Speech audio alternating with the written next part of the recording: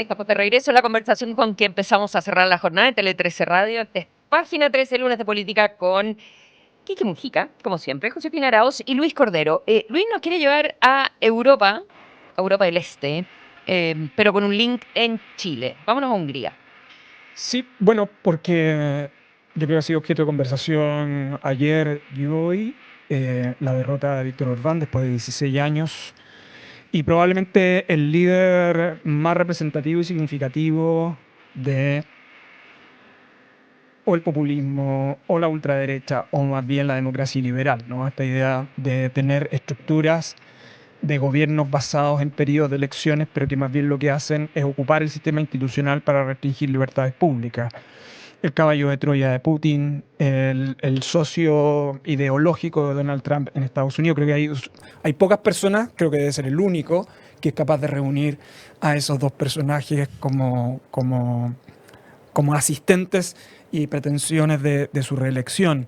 Son 16 años donde solo simplemente para hacer un pequeño recuento de lo que ha implicado el gobierno de Víctor Orbán y por qué se transformó en un símbolo de esta forma autoritaria de ejercer el poder, no solo porque estableció un sistema electoral idóneo para poder permanecer en el gobierno, sino que en segundo lugar porque limitó fuertemente el Estado de Derecho con un control del Poder Judicial muy significativo desde el sistema de nombramiento en adelante. Además de esto, de disponer de una agenda conservadora que no es reprochable en sí, sino que tenía un efecto de exclusión muy significativo en la manera de comprender la familia, en la manera de comprender también y de penalizar a las personas de minorías sexuales, y además de eso se muy proclive, ¿no?, a una medida muy severa en materia de migración, pero sobre todo en las estrategias que abordó para limitar, ir coartando significativamente la libertad de expresión, los medios de comunicación y además cualquier disidencia intelectual, ¿no? Su famosa ley Stop Soros, que implicó la salida de Hungría de la Universidad Centroeuropea, es muy significativa en ese sentido. Ahora, ¿por qué esto es tan relevante y por qué se transformó en una preocupación? Porque Rusia tenía interés, porque Estados Unidos tenía interés. Trump mandó nada más que nada menos a su vicepresidente estos días a hacer campaña. Además, las campañas de desinformación por parte de Rusia fueron muy significativas. El triunfo por parte de Peter Magyar, que estaba hace 2 años con Orbán y que construye toda su campaña con el propósito de aglutinar a toda la oposición sobre la base esencialmente de al discurso antieuropeo de Orbán, el discurso europeo, pro-europeo, a la idea de concentración, el discurso contra la corrupción, y a la idea de un sistema de libertad, que por cierto es un gobierno conservador el que acaba de haber ganado, ¿no? Claro. Pero que reúne a una oposición muy significativa. ¿Por qué para Chile, o para el debate que nosotros hemos tenido en los últimos años, esto es relevante y con esto... No, obviamente cambiar a Chile, pero lo que pasa es que al venir del corazón de el urbanismo, o como se diga, de Fidesz, el nuevo líder en Hungría, él denuncia la corrupción, sí, y también lo ataca porque la economía está mala, pero denuncia la corrupción. Pero no denuncia, o quizás sí, y eso me pregunta, todo lo que tiene que ver como con lo iliberal. No sé si denuncia como la intervención de las instituciones, o sea, el hecho que ahora él mismo no va a poder gobernar muy bien porque está lleno, según leo yo, de gente que es muy leal a Orbán en las instituciones, en la Corte Suprema, bueno, en todas las instituciones de gobierno. A ver, hay dos comentarios que yo creo que son relevantes. El primero es que obtuvo una mayoría que era impensable, obtuvo más de los 2/3 que le permite hacer las reformas, el quórum supramayoritario para hacer las reformas y desmontar el sistema de Orbán. Y ya le había ido bien una vez que montó su partido. Y la segunda, que yo creo que es bien relevante, es que en su discurso el día de ayer, él envió 2 señales que eran muy potentes. La primera tenía que ver con que Hungría está en Europa, que quizá era lo que gritaban ayer los húngaros, es la principal preocupación de la Unión Europea, y para el sistema institucional es muy relevante porque eso significa la adhesión a determinados principios del funcionamiento de la democracia liberal, que es relevante. Recordar que Hungría, por muchas de estas decisiones de Orbán, fue objeto de sanciones por parte de la Unión Europea. Ya, ok. Y, o sea, ayer en la manifestación y en su discurso, además de las banderas de Hungría, estaban las banderas de la Unión Europea, en el fondo, ¿no? Y lo siguiente, que yo creo que es bien relevante, es que la primera decisión que él toma es pedir la renuncia de los altos cargos, precisamente en ámbitos como el Poder Judicial. De hecho, es una persona muy crítica de lo que sucedió en el Poder Judicial, solo recordar que respecto del Poder Judicial, la intervención que realizó Orbán al Poder Judicial es una de las maneras de haber debilitado manifiestamente el Estado de Derecho, lo que había sucedido antes también en Polonia. Es que además eso cabe en la bandera también corrupción en alguna medida. Y entonces, ¿por qué esto importa? Yo creo que con Mayar que hay otra cosa que hay que tener cuidado. Él viene de esa vertiente, es conservador, ¿no? Pero es un conservador que mal está dentro de la órbita del Partido Popular Europeo, que es de donde fue expulsado Orbán, en el fondo, ¿no? Lo que pasa es que la adhesión a mínimos de funcionamiento del sistema democrático creo que son suficientemente claras en el caso de él. Por cierto, ha sido cuidadoso en temas de libertades públicas, es una persona que viene del mundo conservador, pero por lo pronto sí ha señalado públicamente que las personas tienen derecho autónomamente a desarrollar sus proyectos de vida. Es imposible pedirle a él una manera distinta de abordar los temas migratorios. Probablemente va a seguir siendo un país muy severo en materia de migración, pero probablemente no con el racismo de Orbán, que estaba muy marcado. Ahora, ¿por qué para Chile y particularmente para la administración del presidente Kast es relevante este tema, ¿no? Y yo creo que es una manera en que yo supongo que los equipos que están trabajando con él procesarán la información. Primero porque el presidente Kast, toda su trayectoria en los últimos años ha sido mirando Hungría. Quiero recordar que después de que fue electo, su primer viaje a Europa, el primer país al que va es Hungría y el siguiente es Italia, ¿no? O sea, se junta con Orbán y con Meloni. Lo segundo es que el presidente había tenido una participación bien activa, ¿no? Recordarán ustedes la conferencia política de la Acción Conservadora, la última que se había desarrollado también en Hungría. Y el presidente, además, mientras era candidato, que yo creo que es bien relevante hacer la distinción entre que uno es candidato y mientras está en el gobierno, había señalado que la agenda no solo migratoria, sino que también valórica, en el caso de Orbán, era una manera de tener en consideración y del cual él era participa en el fondo, ¿no? Hay una discusión más global de lo que está sucediendo en Hungría, lo que representa para el debate de la democracia y también para la geopolítica. Por cierto, esto en Europa es un alivio para la Unión Europea, mal que mal. Hungría era una especie de topo para que Rusia operara dentro de la Unión Europea. Pero más allá de eso, creo que es relevante en un contexto donde se pueden sacar conclusiones demasiado apresuradas sobre el impacto que puede tener en las derechas más radicales en el mundo, en el fondo, ¿no? Y yo creo que está más explicado por lo que ha estado sucediendo en Hungría los últimos 16 años. El hastío de las personas. Hay una generación de jóvenes que no conoció a otro gobernante que sino Orbán. El 70% de los menores de 30 votaron por Magyar. Y eso es bien importante para procesar bien lo que pudo haber ocurrido ahí. Creo que son buenas noticias en general para el funcionamiento de los valores democráticos, especialmente de la Unión Europea. Pero creo que más allá de los vínculos que el presidente tuvo con la agenda conservadora de Orbán mientras era candidato, también es conveniente mirar los impactos que pueda tener para la agenda que el gobierno pueda promover, con un pequeño detalle, dado que el sistema institucional chileno es un presidencialismo, pero que convive no históricamente con minorías parlamentarias. Oye, en el Parlamento, que es unicameral, le pasaron por arriba. Sí, completamente. 138 obtuvo Tiza y Fidesz 55. Se le fue demasiado bien. A mí siempre me llamó la atención una vez que leí un reportaje en New York Times y se decía cuál es la inspiración de Donald Trump y daban una serie de nombres que no me acuerdo cuál. Este tampoco, Putin tampoco, era Orbán. Orbán era por algo Vance estaba allá. Claro, era el modelo, el paradigma del personaje que a Trump lo atraía mucho. Sí, yo creo que de todas maneras una buena noticia, además siempre una buena noticia, un proceso eleccionario que sale bien, que es reconocido por los actores involucrados, sobre todo por las dudas que habían, ¿cierto? De que Orbán pudiera no aceptar, desconocer el resultado, no es que uno tenga que conformarse con lo mínimo, pero igual es una buena noticia. Y claro, respecto del caso chileno, antes de ir a Orbán,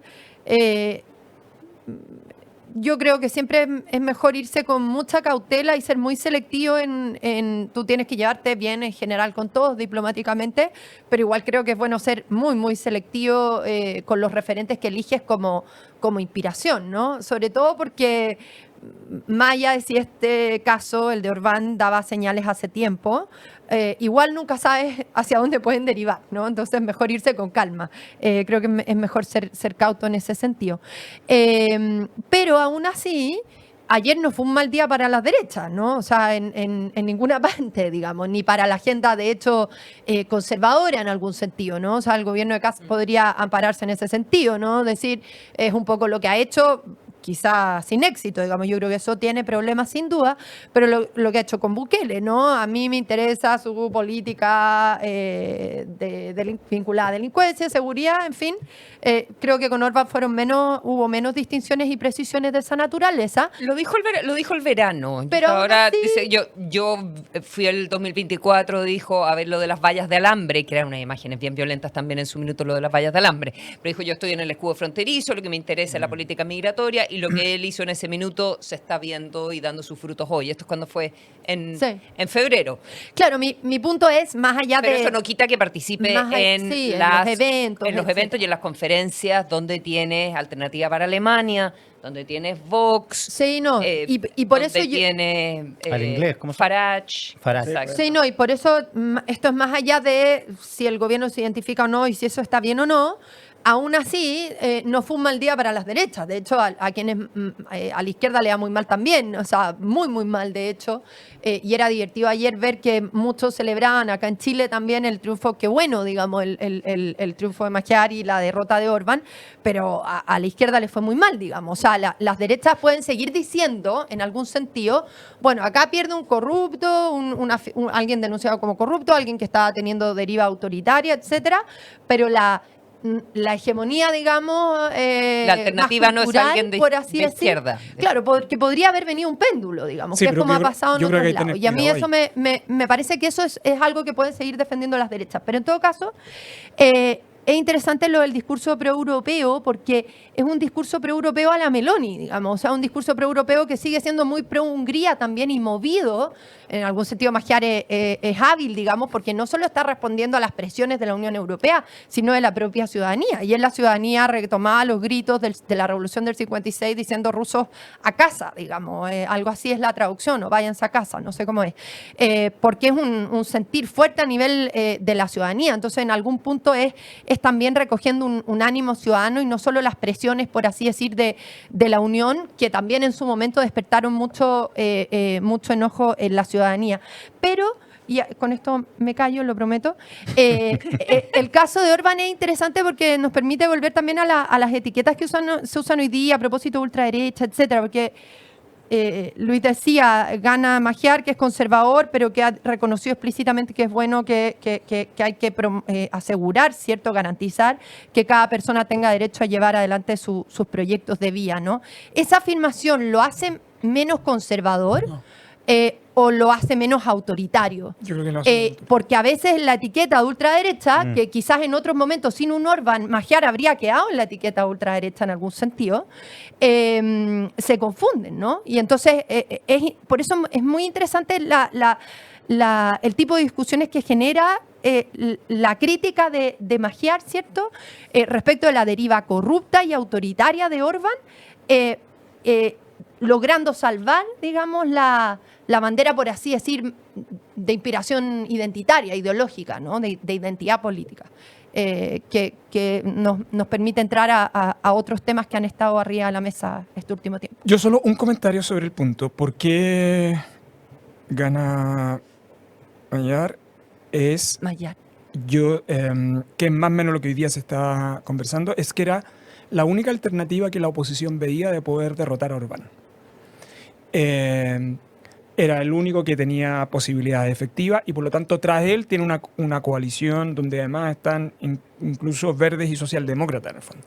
Ahora, yo creo que hay un problema más estructural del progresismo en ese ámbito, pero creo que es conveniente tener presente que esto fue una lucha contra Orbán. Eso yo creo que era lo más relevante. Y desde el punto de vista como de los valores democráticos esenciales, el rechazar el autoritarismo, y yo creo que es bien importante porque Hungría, bajo Víctor Orbán, se transformó en un símbolo para los autoritarios. Porque lo que hizo desde que asumió es minar el funcionamiento del sistema institucional, controlar medios de comunicación, intervenir el poder judicial, ajustar el sistema electoral en favor de sus intereses. Y yo creo que la razón por la cual él reconoce finalmente el resultado es porque es tan abrumador, ¿no? Que es imposible desconocerlo. Pero la intervención en esta campaña por parte de Rusia y de Estados Unidos fue manifiesta en el fondo, ¿no? Por eso yo creo que es buena noticia para la democracia, por un lado. Por la otra, yo creo que es conveniente no extraviarse que sigue siendo un gobierno conservador, con respeto a la democracia liberal, que yo creo que es una buena noticia en general. Y lo tercero, que en algún sentido la reacción de la sociedad frente al autoritarismo es una manera también de poder proyectar el futuro. Yo creo que probablemente no sé si error, pero una de las adhesiones que hizo el presidente Kast, más que yo diría el gobierno, él en particular, previamente, de hecho su primer viaje a Europa, después de ser electo, lo vuelve a reforzar, había adherido no simplemente al plan fronterizo, sino que de una cierta manera comprender la forma de ejercer la función. El propio presidente, siendo candidato, lo dijo. Ahora, yo creo que una cosa es ser candidato y otra cosa es gobernar, que yo ya lo he dicho con anterioridad. Pero es conveniente... O sea, lo dijiste en el bloque anterior, de hecho. Por eso creo que es conveniente, mirar esto como una experiencia, pero también de una cierta relevancia de que uno puede encuadrar los debates en ciertos espacios de racionalidad. Ahora, una cosa es ganar elecciones de nuevo, igual que en este caso, y otra cosa es cómo va a ejercer el poder el nuevo gobierno en Hungría. Sí, no, solo volver a subrayar, yo estoy de acuerdo en el punto de Luis, digamos, y por eso creo que uno tiene que ser muy selectivo en los referentes que toma, como el presidente, digamos, uno da lo mismo, es menos relevante.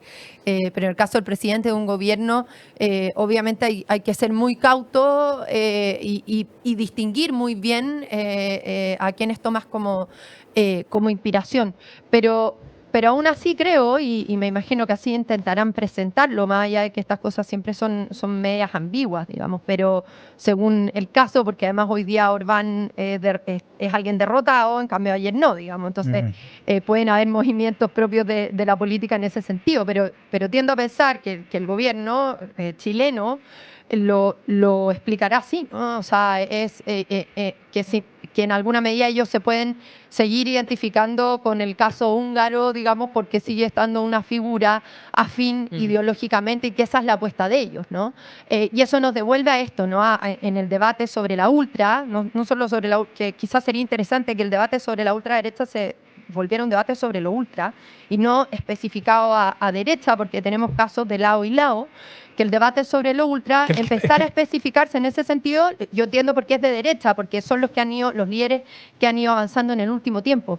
Pero es interesante el caso de Orbán Mayar porque obliga a esta precisión, que es algo que al menos nosotros desde el IE hemos estado tratando de levantar, sacamos un documento sobre esto a propósito de la discusión de ultraderecha, porque muchas veces se junta conservadurismo con ultraderecha, por defecto, ¿no?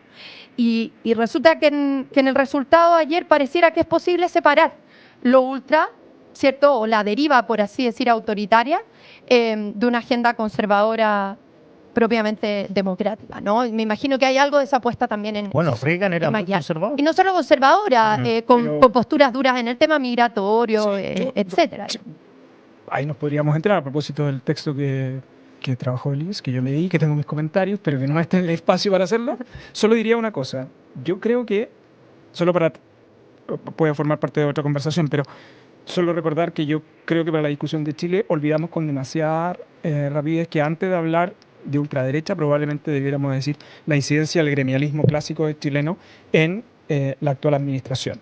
Y yo creo que para mí explica eso mejor que otro tipo de discurso. Y para eso, volver al librito de Carlos Huneeus sobre el régimen de Pinochet, creo que puede ser muy interesante y en todo caso es un buen ejercicio porque el debate tiende a volverse muy abstracto y de comparaciones generales en vez de analizar el caso particular en función de nuestra propia historia. Así es. Esto es Página 13, estamos como todos los días con Quique Mujica y en estos lunes de política junto a Josefina Arauz y Luis Cordero. Porque es esencial debatir de manera abierta e informada. Página 13, por las ondas de Tele 13 Radio.